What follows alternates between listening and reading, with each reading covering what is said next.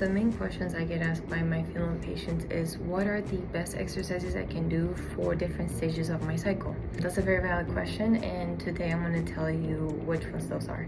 So first off, you have what's called the follicular phase, and specifically the early stage of the follicular phase. That's when you're on your period. During that period of time, no pun intended, you may want to take it easy, okay? Your hormones have dropped down, so things like walking, yoga, or things like Pilates, even just simple stretches may be really good for you during that phase. So after your period, which is part of the follicular phase, you have the late follicular phase, okay?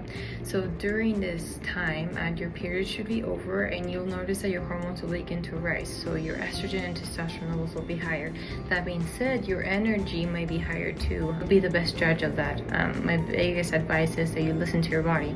But if you're really curious as to which exercises to do, things like running, HIIT cardio, or weight training, or body weight conditioning, those are really good things to do during that phase. So we've talked about what's called the follicular phase. Now we're going to talk about the luteal phase. So your ovulation marks the end of the follicular phase and the beginning of the luteal phase. Okay.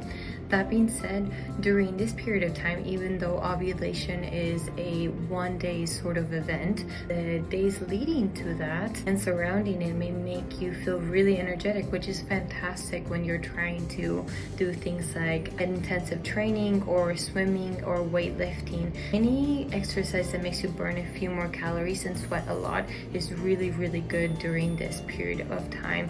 So those would be my top recommendations. Hi, Dr. Saxena here, Chief Medical Officer at Form Health.